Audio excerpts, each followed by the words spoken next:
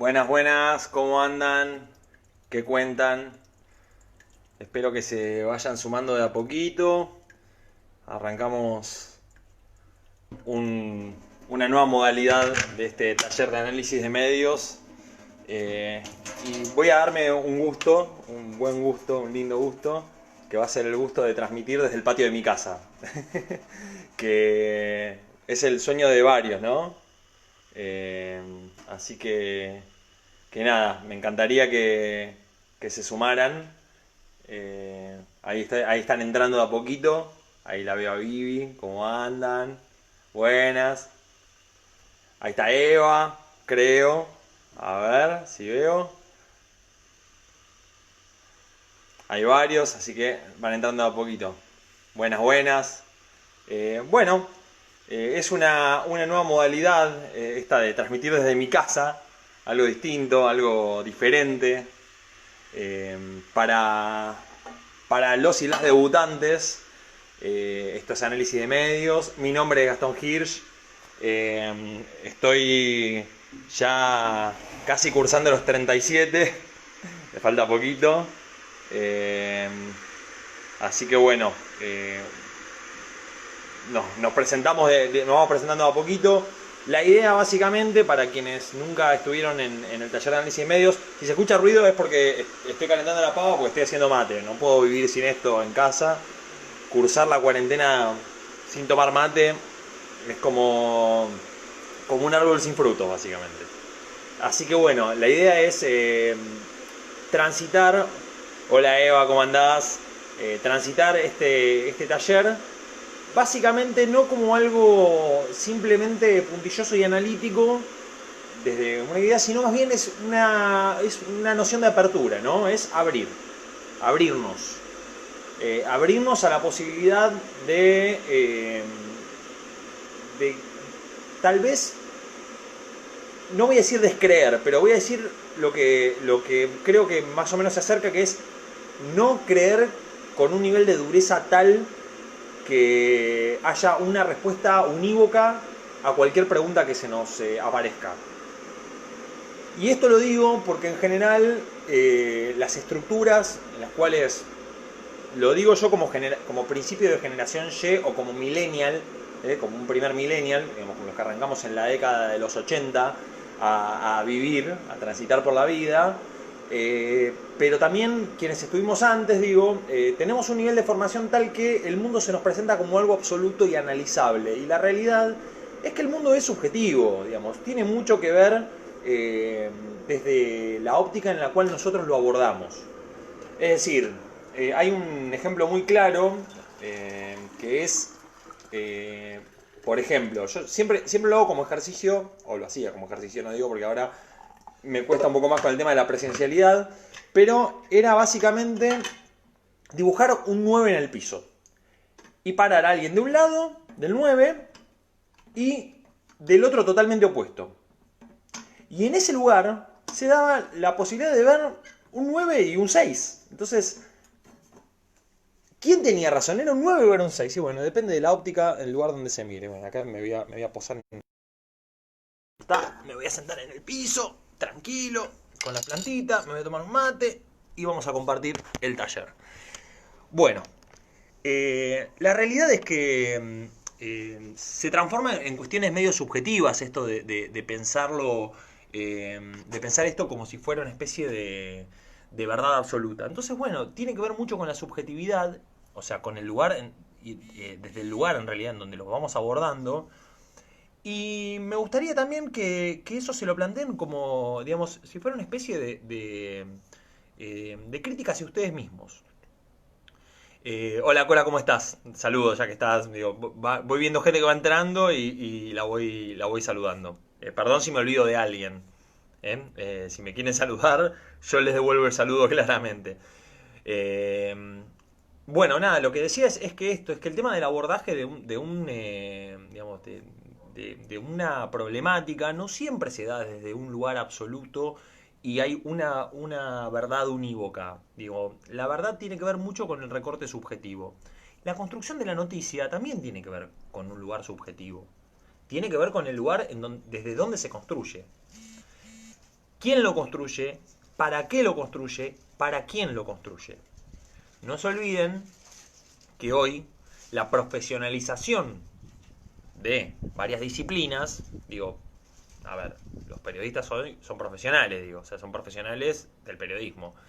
Independientemente de después lo que quieran decir. ¿Cómo anda, Juana? Independientemente de lo que quieran después opinar al respecto, si les parece más o menos profesional. Lo que quiero decir con esto es que la profesión del periodismo, que ya dista del oficio del periodismo, va de la mano de una estructura detrás que no siempre le posibilita a quien construye esa noticia decir todo lo que realmente tiene ganas de decir. ¿Por qué digo esto? Porque hay espacios, porque hay tiempos, porque hay posibilidades concretas aparte, digo, hay jefes y hay estructuras de fondo que van de la mano de una forma distinta de construir que no es a lo mejor la que refleja fielmente quiénes somos. Digo, nosotros podemos ser quienes somos en lugares muy pequeños. Entonces la carga que tiene el periodista o la periodista como tal es importante. Entonces después ya viene de la mano de otro lugar que es, digamos, con quién me siento cómodo, cómoda, leyendo, escuchando, procesando información, con quiénes no, y desde qué lugar lo tomo. Esto es muy interesante, ¿no? Digo, porque uno en general tiende a empatizar o a tomar desde los lugares en los cuales uno se siente cómodo, o diametralmente en los lugares donde uno se siente incómodo, a ir a criticarlos fervientemente, o criticarla, digo, si es periodista mujer. O se define, digamos, desde un género femenino, o un género, digamos, que no va de la mano de un hombre, más masculino. Entonces, bueno, ahí entran otras cuestiones de fondo, que es qué nivel de permeabilidad tenemos cada uno de nosotros y nosotras para con ese tipo de información que nos entra. Lo voy a poner en un ejemplo, digo, porque estoy como divagando. Supongamos que a mí me caiga mal Feynman, ¿no? José Pablo Feynman. ¿José Pablo se llama? No me acuerdo. Bueno, no, Eduardo Feynman. José Pablo es el primo. Eduardo Feynman, el que está creo que en Animales Sueltos. Supongamos que me caiga mal, ¿no? Me cae mal él. Igual no lo suponemos, a mí me cae mal. Pero digo, me parece un facho. Pero más allá de eso, de si me cae bien o si me cae mal, tal vez diga alguna cosa interesante. Digo.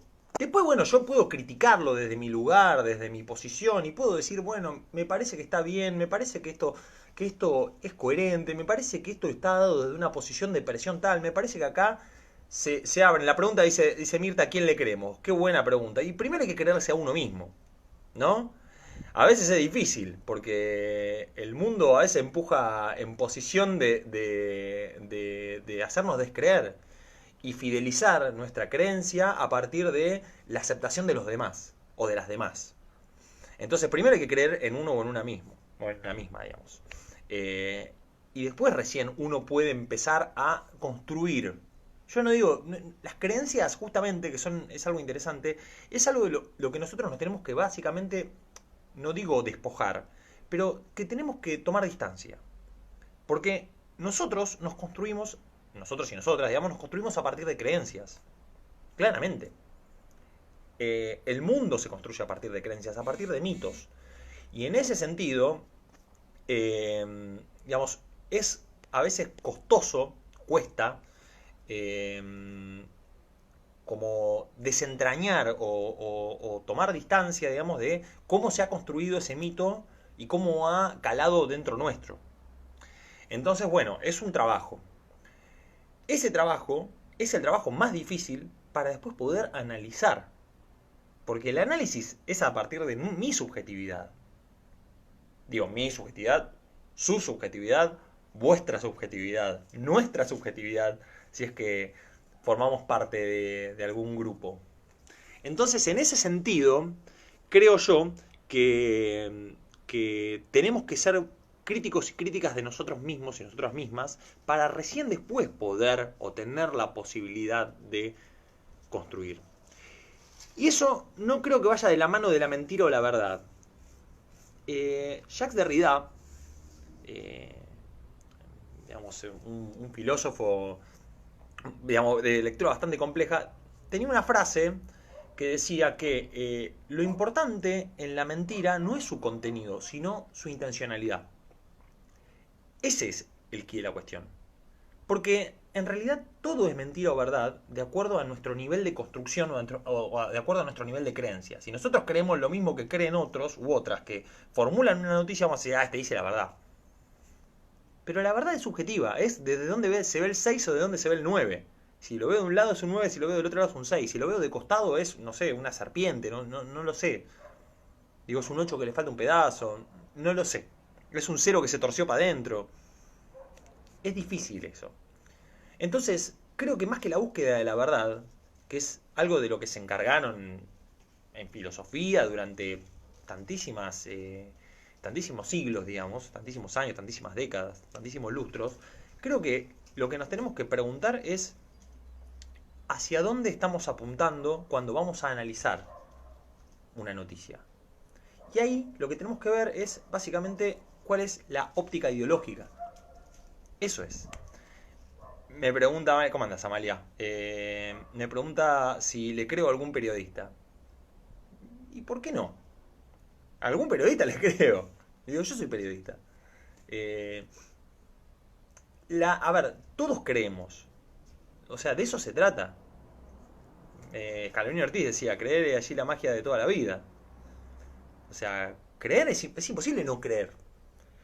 Lo importante es no creer ingenuamente o no creer, digamos, automáticamente, ¿no? Es como, es un ejercicio, me llega y en vez de absorberlo, tragarlo, sin masticarlo, digo, masticarlo un poquito, dejarlo un poco en la boca, saborearlo, ver que no tenga un gusto medio rancio, que no, digo, y después podemos digerirlo, ¿no? Y después se clasifica, ¿no? El organismo es sabio, ¿no? Clasifica. Lo que no le sirve lo expulsa, lo que sí le sirve lo adquiere como nutriente o como reserva. Digo, es así. Y también pasa en nuestro análisis. No quiero hacer no quiero emparentar la mente a la lógica corporal, si se quiere biológica. Pero sí digo que a veces hay que tomarse un tiempo. Y en ese sentido, creo que contrariamente a lo que nos pide hoy la sociedad, la posmodernidad, digamos, el pensamiento posmoderno, que es actuar rápido, creo que si ponemos el tiempo a nuestro favor, es decir, si somos un poquito más calmos, si nos tomamos un poco más de tiempo, si tomamos un poquito más de distancia, si lo podemos procesar, si lo podemos pensar, ahí tenemos algo bastante rico como para poder criticar. Y es un lugar en donde nosotros nos podemos sentir cómodos, o sea, generar este lugar, este patio, ¿no? Lleno de plantas, ¿no? En donde me pueda sentir cómodo, que es el patio de mi casa, donde tengo la parrilla, en detrimento de un lugar que ponga cómodos o cómodas a quienes en realidad lo único que buscan es que la noticia fluya. O sea, que vaya. Ya está, que se absorba. En realidad las noticias más interesantes son las que nos dejan pensando, porque no se agotan en esa noticia misma. En cambio, la tendencia hoy es aceptar lo que nos dan, como dado. No está mal aceptar. Una cosa es aceptar, digamos, y otra cosa es, digamos, absorber, que son dos cosas bien distintas. Bueno, ¿cómo andás, Pedro? Saludá desde Tandil y trae unos salamines cuando termine la cuarentena. Pedro, que está en Tandil, que me había preguntado por análisis de medios y bueno, acá estamos. Así que nada, un saludo para él también. Quería hoy encarar una noticia que no sé si muchos y muchas vieron, que tiene que ver con algo que es un poco movilizante. Primeramente, el primer mensaje que me gustaría dar en este taller es el siguiente: no tengan miedo. No tengan miedo. La realidad es que una cosa es ser precavido y otra cosa es tener miedo. Digo esto porque estamos muy temerosos con muchas cuestiones y hay ciertas, digamos, a ver, las leyes siempre se dictaminan, digamos. No quiere decir que esas leyes estén perfectas, digamos, digo, quiere decir que vivimos en un sistema de leyes y en ese sentido estamos regidos de esa forma. Eso no quiere decir que la posición que nosotros mantengamos sea una posición de aceptación, sino que haya una posición también crítica al respecto. Por ejemplo, no sé, quienes andan en bicicleta, digo yo porque soy ciclista, ¿no? Hola Irma, ¿cómo estás? Quienes andan en bicicleta, por ejemplo, quienes andamos en bicicleta, voy a tomar partido, podemos andar de 6 de la tarde a 8 de la mañana sin barbijo, pero después con. Claramente, digamos, se pide que uno se saque el barbijo por el riesgo de hipoxia, o sea, porque ingrese dióxido de carbono al cerebro, lo cual es bastante complicado, ¿no? Digo, porque puede generar toxicidad. La pregunta es ¿por qué de esa manera arbitraria? Bueno, porque hay más gente o menos gente, entonces prohibí andar en bicicleta. ¿Se entiende lo que digo? Es como... Además el riesgo de andar en bicicleta digamos, sin barbijo para el contagio de otros, porque digo, uno se pone el barbijo para no contagiar a otros, no para no contagiarse uno. Digo, el riesgo es 10% contra 70%. Digo, el 70% de contagiar a otros si uno no tiene barbijo y 10% de no contagiarse si uno tiene el barbijo puesto. En ese sentido, digamos, hay un nivel de arbitrariedad que es, digamos, creo que, perdón por la expresión que voy a usar, pero es estúpido. Pero bueno, es la ley. Entonces, digo, uno se puede parar de una posición crítica y decir, che, bueno, o sea, esto no está bueno. Pero bueno, hay que acatarlo. Patri, mándenle un beso también a Patri siempre que puedan.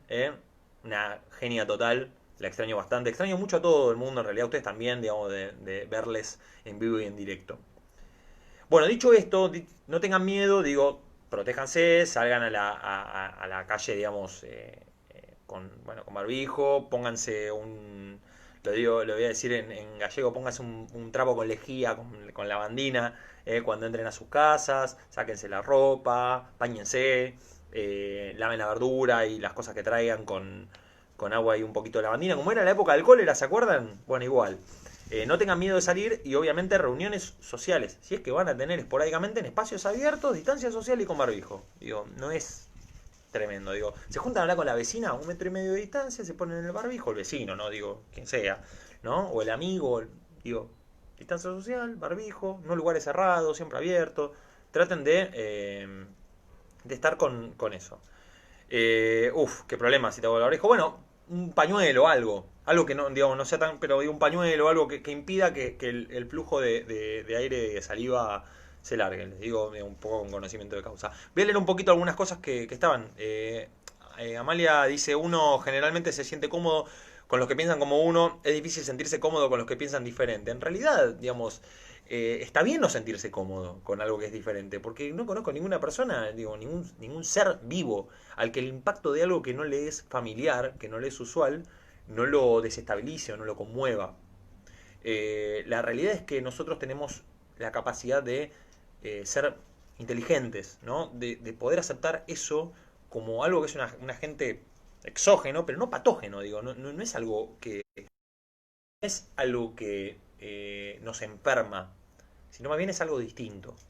Y tal vez, les digo, les vuelvo a repetir, esto de tomar distancia, verlo de otra manera, desde otro lugar, a uno lo tranquiliza un poco más. Mirta dice, demostrar con argumentos y documentación comprobables, también el partidismo y el interés hacia una tendencia política juegan en la info. Perfecto.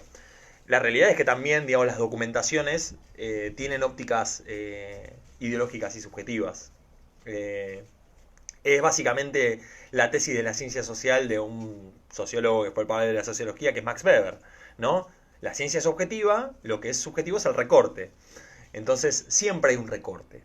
Uno no puede abordar absolutamente la totalidad. Es imposible. Es imposible. Hola Betty, ¿cómo va? Bueno, quería traerles, dicho sea de paso, una noticia fuerte, digamos. Hola Eli, ¿cómo va? Igualmente de leerte. Me dice buenísimo escucharte, igualmente de leerte. Hay una noticia que trascendió en Estados Unidos.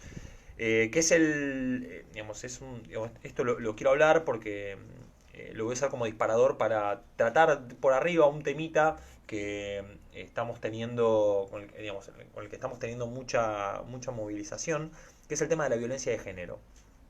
Y en cuarentena es más difícil todavía, porque bueno, es difícil la movilización de uno hacia el otro, es difícil la posibilidad de denunciar, es difícil la posibilidad de juntarse a hablar, porque digo, no hay, a veces en el espacio de privacidad, es decir, en una casa donde viven dos personas, o más, digo, es difícil encontrar el espacio para poder dialogar, más si no se puede salir. Entonces, bueno, ante esta situación, nada, es alarmante y conmueve de alguna forma. Se suicidó Daisy Coleman. Esa es la noticia. ¿Quién es Daisy Coleman? Si ustedes ven en Netflix, hay un documental sobre abusos. Se llama, creo que Daisy and. Audrey and Daisy, ahí está. Ahí me apoyo un poquito. Es una noticia que salió, bueno, en varios medios hace unos días, casi una semana, en página 12. Lo estoy leyendo yo, pero está en Clarín, está en La Nación, está en A24, está en un montón de medios si lo quieren ver. Digo, sin distinción de orientación editorial. Y bueno, ¿quién era Daisy Coleman? Daisy Coleman es una chica, era una chica que a los 14 años sufrió una violación, fue a una fiesta, sin permiso de los padres, medio escondidas, porque bueno, típica adolescente, ¿no?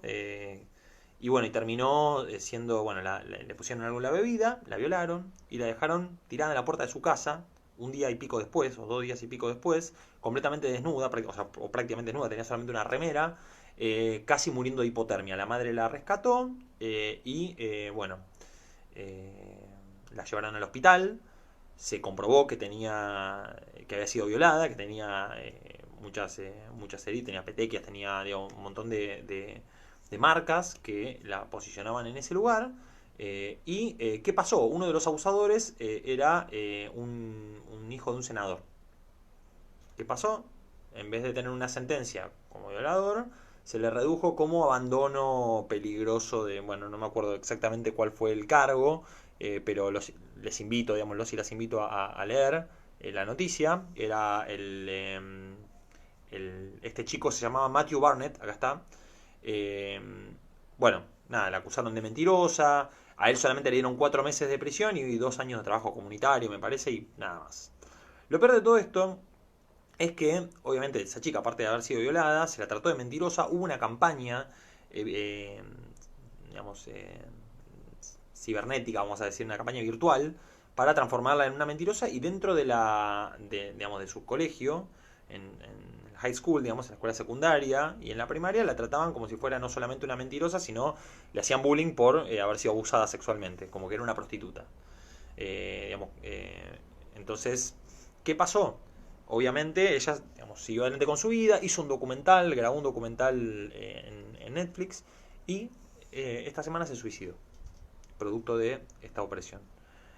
Digo esto porque a veces, digo, lo pongo como un disparador de esta problemática, pero a veces la falta de acompañamiento de los afectos genera este tipo de cuestiones.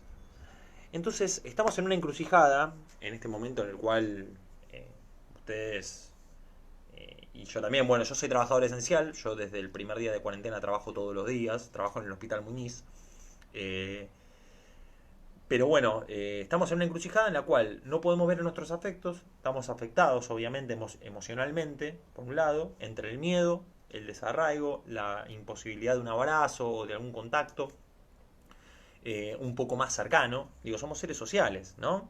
Eh, y bueno, y en ese sentido tenemos que generar espacios creativos para tener la posibilidad de canalizar. Uno es este, por ejemplo.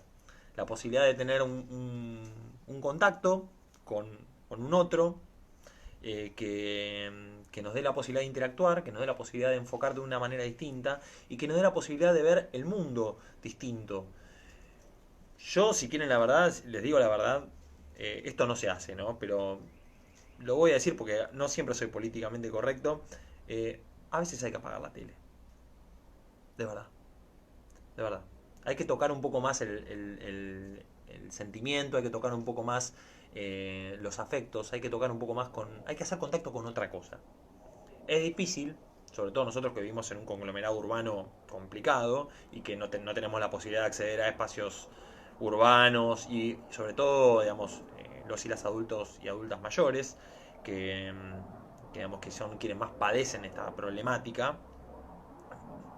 Pero bueno, hay que buscar alguna estrategia de alguna índole, aunque sea a 2 metros con el barbijo, como sea, pegar una vueltita a la manzana y volver, algo que, digo, que libere un poco, donde haya un poco de desconexión, apagar la tele, prepararse algo rico de comer, acostarse, leer un libro, lo que sea que fuere.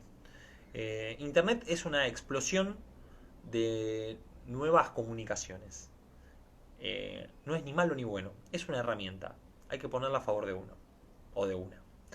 Ese es mi mensaje.